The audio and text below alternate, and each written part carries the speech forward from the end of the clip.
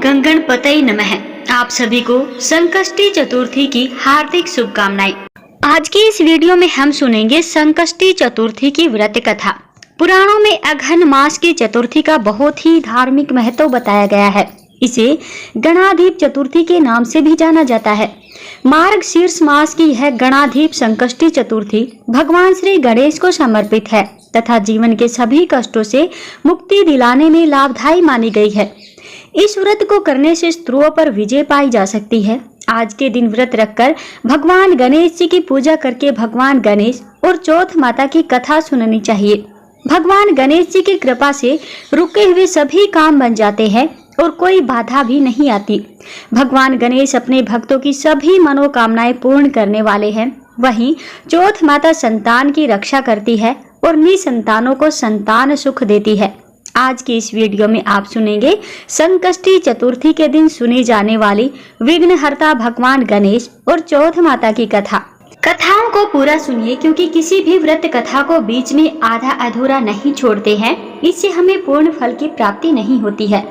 पार्वती जी ने गणेश जी से पूछा कि अघन कृष्ण चतुर्थी संकटा कहलाती है।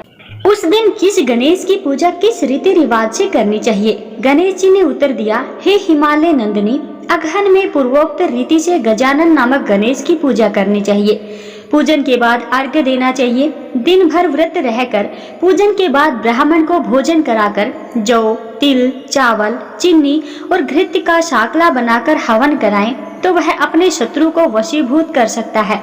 इस संबंध में मैं आपको एक प्राचीन कथा सुनाता हूँ। गणेश जी महाराज कहते हैं, प्राचीन काल में त्रेता युग में दशरथ नामक एक प्रतापी राजा थे। वे राजा आखेट प्रिय थे। एक बार अनजाने में ही उन्होंने एक श्रवण कुमार नामक एक ब्राह्मण का आखेट में वध कर दिया। उस ब्राह्मण के अंधे माँ बाप ने राजा को शाप दिया कि जिस प्रकार हम लोग पुत्र शोक में मर रहे हैं उसी भांति तुम्हारा भी पुत्र शोक में मरण होगा। इससे राजा को बहुत ही चिंता हुई और उन्होंने पुत्रेष्टि यज्ञ करवाया। फल स्वरूप जगदीश्वर ने राम रूप में अवतार लिया। भगवती लक्ष्मी जानकी के रूप में अवतरित हुई। पिता की आज्ञा पाकर भगवान राम सीता और लक्ष्मण सहित वन को चले गए, जहां उन्होंने खरदूषण आदि अनेक राक्षस व राक्षसियों का वध किया। इससे क्रोधित होकर रावण ने सीता जी का अपहरण कर लिया। सीता जी की खोज में भगवान राम ने पंचवटी का त्याग कर दिया और ऋष्यमुख पर्वत पर पहुंचकर सुग्रीव के साथ मैत्रीता की। तत्पश्चात सीता जी की खोज में हनुमान आदि वानर तत्पर हुए। ढूंढते ढूंढते वानरों ने गिद्धराज संपाति को देखा। इन वानरों को देखकर संपाति ने पूछा कि तुम सब कौन हो और इस वन में कैसे आए हो? तुम्हें किसने भेजा है? यहाँ पर तुम्हारा आना किस प्रकार हुआ? संपाति की बात सुनकर वानरों ने उत्तर दिया कि भगवान विष्णु के अवतार दशरथ नंदन राम जी सीता और लक्ष्मण जी के साथ दंडक वन में आए हैं। वहाँ पर उनकी पत्नी सीता जी का अपहरण कर लिया गया है। हे मित्र, इस बात को हम लोग नहीं जानते कि सीता जी कहाँ है। उनकी बात सुनकर संपाति ने कहा कि तुम सब रामचंद्र के सेवक होने के नाते हमारे मित्र हो। जानकी जी का जिसने हरण किया है और वह जिस स्थान पर है वह मुझे मालूम है। सीता जी के लिए मेरा छोटा भाई जटायु अपने प्राण गंवा चुका है। यहाँ से थोड़ी ही दूर पर समुद्र है और समुद्र के उस पार राक्षस नगरी है। वहाँ अशोक के पेड़ के नीचे सीता जी बैठी हुई है। रावण द्वारा अपहरण सीता जी अभी भी मुझे दिखाई दे रही है। मैं आपसे सत्य कह रहा हूँ कि सभी वानरों में हनुमान जी अत्यंत पराक्रमशाली हैं, अतः उन्हें वहाँ जाना चाहिए। केवल हनुमान जी ही अपने पराक्रम से समुद्र लांघ सकते हैं, अन्य कोई भी इस कार्य में समर्थ नहीं है। संपाति की बात सुनकर हनुमान जी ने पूछा कि हे संपाति, इस विशाल समुद्र को मैं किस प्रकार पार कर सकता हूँ? जब हमारे सब वानर उस पार जाने में असमर्थ हैं, तो मैं ही अकेला कैसे पार जा सकता हूँ? हनुमान जी की बात सुनकर संपाति ने उत्तर दिया, हे मित्र, आप संकट नाशक गणेश चतुर्थी का व्रत कीजिए। उस व्रत के प्रभाव से आप समुद्र को क्षण भर में पार कर लेंगे। संपाति के आदेश से संकट चतुर्थी के उत्तम व्रत को हनुमान जी ने किया। हे देवी, इसके प्रभाव से हनुमान जी क्षण भर में समुद्र को लांघ गए। इस लोक में इसके समान सुखदायक कोई दूसरा व्रत नहीं है। श्री कृष्ण जी कहते हैं कि महाराज युधिष्ठिर, आप भी इस व्रत को कीजिए। इस व्रत के प्रभाव से आप क्षण भर में अपने शत्रुओं को जीतकर संपूर्ण राज्य के अधिकारी बनेंगे। भगवान श्री कृष्ण का वचन सुनकर युधिष्ठिर ने गणेश चतुर्थी का व्रत किया। इस व्रत के प्रभाव से वे अपने शत्रुओं को जीतकर राज्य के अधिकारी बन गए। आइए अब श्रवण करते हैं गणेश चतुर्थी की दूसरी कथा। एक गांव में एक सेठ और एक सेठानी रहा करते थे। उनके एक बेटा और एक बहू थे। बहू सबको भोजन करा के फिर स्वयं भोजन किया करती थी। एक पड़ोसन ऐसी भी थी जो रोज पूछती थी कि बहू आज क्या बनाया है। बहू कहती थी कि ठंडो बासी बनाया है। एक दिन उसके पति ने ऐसा सुनकर विचार किया कि आज तो पकवान बनाए जाएं, फिर देखें कि मेरी पत्नी क्या कहती है। उसने तरह तरह के पकवान बनाए और घर के सभी लोगों ने साथ बैठकर भोजन किया। आज भी पड़ोसन ने पूछा तो बहू ने कहा ठंडो बासी। सेठ के लड़के ने सोचा हो ना हो कोई बात अवश्य है जिससे मेरी पत्नी ऐसा कहती है। उसने अपनी पत्नी से पूछा तुम रोज ठंडो बासी खाया ऐसा क्यों कहती हो, जबकि हम सब ने एक साथ बैठकर कई तरह के पकवान खाए थे। तब उसकी पत्नी बोली हम लोग तो कुछ भी खा रहे हैं, वह अपने बुजुर्गों की कमाई का खा रहे हैं। जिस दिन आप कमा कर लाओगे उस दिन मैं समझूंगी कि आज हमने ताजा भोजन किया है। अब एक दिन लड़के ने माँ से कहा माँ मैं बड़े शहर में कमाई करने जा रहा हूँ। माँ बोली बेटा अपने पास तो बहुत सारा धन है, इतना धन है कि कितना भी खाओ खत्म नहीं होगा। माँ के मना करने पर भी बेटे ने स्वयं को कमाने का दृढ़ निश्चय कर लिया और जाते समय पत्नी से कहा मैं जब तक कमाकर बहुत सारा धन लेकर न आऊं तुम चूल्हे की आग मत बुझने देना। एक दिन चूल्हे की आग बुझ गई तो वह मन ही मन घबराने लगी। उसने सोचा मेरे पति पर कोई संकट तो नहीं आया। जल्दी से पड़ोस में जाकर चूल्हे में आग डालने का विचार करके गई। वहां पड़ोसन चौथ माता का व्रत पूजन कर रही थी। पड़ोसन ने कहा थोड़ी देर में आकर आग ले लेना। बहू ने पड़ोसन से पूछा आप यह व्रत क्यों करती हो, इससे क्या मिलता है। तब पड़ोसन ने कहा चौथ माता के इस व्रत को करने से अन्न धन और लक्ष्मी मिलती है और अपनी मनोकामना भी पूर्ण होती है। अब बहू भी चौथ माता का व्रत करने लगी। दीवार पर चौथ माता बनाई। उस दिन घी गुड़ का चूरमा बनाकर रात्रि को चंद्रमा को अर्घ देकर भोजन करती है। ऐसा करते करते बहुत दिन व्यतीत हो गए। चौथ माता ने उस बहू के पति को सपना दिया कि साहूकार का बेटा तू जाग रहा है या सो रहा है, तेरी पत्नी तुझे बहुत याद कर रही है। घर जाकर उसकी चिंता मिटा, तू दुकान खोलकर बैठ जाना, आज तेरा हिसाब किताब चुकता हो जाएगा। अब तो चौथ माता ने जैसा कहा था वैसा ही हुआ। उसने घर जाने की तैयारी की और गाड़ी भरकर धन दौलत लेकर चल दिया। रास्ते में एक बड़ा सा नाग फन फैलाए बैठा था और कहने लगा आज तो मैं तुझे डसूंगा ही, छोड़ूंगा नहीं। आज तेरी आयु पूरी हो गई है।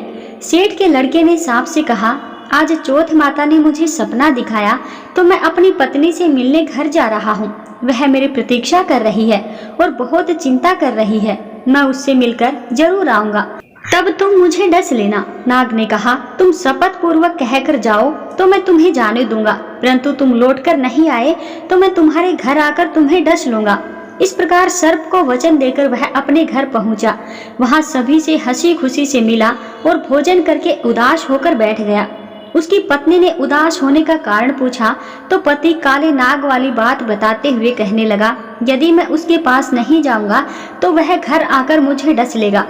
पत्नी बहुत चतुर थी। उसने कहा आप जरा भी घबराओ नहीं, आप सो जाओ, मैं एक उपाय करती हूँ। पत्नी ने अपने कमरे में 7 सीढ़ी बनाई। पहली सीढ़ी पर रेत, दूसरी पर इत्र, तीसरी पर गुलाल और फूल, चौथी पर केसर, 5वीं पर लड्डू पेड़ा, छठी पर गद्दी गलीचा और 7वीं सीढ़ी पर दूध का कटोरा भरकर रख दिया। इस प्रकार वह 7 सीढ़ी सजाकर बैठ गई। आधी रात होते ही नाग आकर सीढ़ी पर चढ़ने लगा। पहली सीढ़ी पर रेत में लोट हो गया और कहने लगा सेठ की बहू ने आराम तो बहुत दिया है पर वचनों में बंधा आया हूँ सो डसूंगा अवश्य। इसी प्रकार 7 सीढ़ियों पर नाग आराम करता हुआ और कहता हुआ कि डसूंगा जरूर कमरे में जाने ही वाला था कि चौथ माता ने विचार किया कि यदि मैं इसे नहीं बचाऊंगी तो संसार में धर्म कर्म और व्रत पूजन को कौन मानेगा। अब तो गणेश जी, चंद्रमा जी और चौथ माता ने उसे बचाने का विचार किया। चंद्रमा जी ने उजाला किया, चौथ माता ढाल बनी और गणेश जी ने तलवार लेकर नाग को मार दिया और ढाल से ढक दिया। अब बहू भी थकी हारी सो गई थी। दिन उगा तो लोग बेटे से मिलने आए, परंतु बेटा और बहू तो उठे ही नहीं थे। बहुत देर हो गई तो माँ उसे उठाने गई। उसने अर्थात यानी कि माँ ने 7 सीढ़ियों पर जो कुछ देखा तो वह बहुत ही घबरा गई और बेटा बहू को आवाज लगाई, बेटा बहू उठे तो देखा कि एक ढाल तलवार वहां पर पड़ी हुई है। अब ढाल उठाई तो देखा कि वही काला नाग वहां पर मरा हुआ पड़ा है। बेटा बहू ने सोचा कि आज तो धर्म कर्म की आड़ से भगवान गणेश जी और चौथ माता ने अपनी रक्षा की है। हे चौथ माता, आपने जैसे सेठ के बेटे बहू की रक्षा की वैसी सबकी करिएगा। एक जयकार लगाइएगा, बोलिए चौथ माता की जय, बोलिए गौरी पुत्र गणेश भगवान की जय। आइए अब श्रवण करते हैं गणेश चतुर्थी की अगली कथा। भगवान श्री कार्तिकेय जी शिव और पार्वती जी के पुत्र हैं तथा सदैव बालक के रूप में ही रहते हैं, परंतु उनके इस बालक स्वरूप का भी एक रहस्य है। एक बार शंकर भगवान ने पार्वती जी के साथ जुआ खेलने की अभिलाषा प्रकट की। खेल में भगवान शंकर जी अपना सब कुछ हार गए। हारने के बाद भोलेनाथ जी अपनी लीला को रचते हुए पत्तों के वस्त्र पहनकर गंगा के तट पर चले गए। कार्तिकेय जी को जब सारी बात पता चली तो वह माता पार्वती से समस्त वस्तुएं वापस लेने के लिए आए। इस बार खेल में पार्वती जी हार गई और कार्तिकेय जी शंकर जी का सारा सामान लेकर वापस चले गए। अब इधर पार्वती जी भी चिंतित हो गई कि सारा सामान भी गया और पति भी दूर हो गए। पार्वती जी ने अपनी व्यथा अपने प्रिय पुत्र गणेश जी को बताई तो मात्र भक्त गणेश जी स्वयं जुआ खेलने भगवान जी के पास पहुँचे। गणेश जी इस खेल में जीत गए और लौटकर अपनी जीत का समाचार अपनी माता पार्वती को सुनाया। इस पर पार्वती जी बोली कि उन्हें अपने पिता को साथ लेकर आना चाहिए था। फिर गणेश जी भोलेनाथ जी की खोज करने निकल पड़े। भोलेनाथ जी से उनकी भेंट हरिद्वार में हुई। उस समय भोलेनाथ भगवान विष्णु जी और कार्तिकेय जी के साथ हरिद्वार में भ्रमण कर रहे थे। पार्वती जी से नाराज भोलेनाथ ने लौटने से मना कर दिया। भोलेनाथ जी के भक्त रावण ने गणेश जी के वाहन मूषक को बिल्ली का रूप धारण करके डरा दिया। मूषक गणेश जी को छोड़कर भाग गए। इधर भगवान विष्णु ने भोलेनाथ की इच्छा से पाशा का रूप धारण कर लिया था। गणेश जी ने माता के उदास होने की बात भोलेनाथ जी को कह सुनाई। इस पर भोलेनाथ जी बोले, हमने नया पाशा बनवाया है, अगर तुम्हारी माता पुनः खेल खेलने से सहमत हो तो मैं वापस चल सकता हूँ। श्री गणेश जी के आश्वासन पर भोलेनाथ जी वापस पार्वती जी के पास पहुँचे तथा खेल खेलने को कहा। इस पर पार्वती जी हंस पड़ी और बोली, अभी आपके पास क्या चीज है जिससे खेल खेला जाए। यह सुनकर भोलेनाथ जी चुप हो गए। इस पर नारद जी ने अपनी वीणा आदि सामग्री उन्हें दी। इस खेल में भोलेनाथ जी हर बार जीतते जा रहे थे। बार बार पासा फेंकने के बाद गणेश जी समझ गए और उन्होंने भगवान विष्णु के पाशा रूप धारण करने का रहस्य माता पार्वती जी को बता दिया। सारी बात सुनकर पार्वती जी को क्रोध आ गया। रावण ने माता को समझाने का प्रयास किया पर उनका क्रोध शांत नहीं हुआ और क्रोध में उन्होंने भोलेनाथ जी को श्राप दे दिया कि गंगा की धारा का बोझ उनके सिर पर रहेगा। नारद जी को भी एक स्थान पर न टिकने का अभिशाप मिला। भगवान विष्णु जी को श्राप दिया कि यही रावण तुम्हारा शत्रु होगा तथा रावण को श्राप दिया कि विष्णु ही तुम्हारा विनाश करेंगे। कार्तिकेय जी को भी माता पार्वती ने कभी जवान न होने का श्राप दिया। इस पर सर्वजन चिंतित हो उठे। तब नारद जी ने अपनी विनोदपूर्ण बातों से माता का क्रोध शांत किया तो माता ने उन्हें वरदान मांगने को कहा। नारद जी बोले कि आप सभी को वरदान दे तभी मैं वरदान लूंगा। पार्वती जी सहमत हो गई। तब भगवान शंकर जी ने कार्तिक शुक्ल के दिन जुए में विजय रहने वालों को वर्ष भर विजय बनाने का वरदान मांगा। भगवान विष्णु जी ने अपने प्रत्येक छोटे बड़े कार्य में सफलता का वरदान मांगा, परंतु कार्तिकेय जी ने सदा बालक रहने का वरदान मांगा और कहा, मुझे विषय वासना का संसर्ग न हो तथा सदा भगवती का स्मरण रहे। अंत में नारद जी ने देवर्षि होने का वरदान मांगा।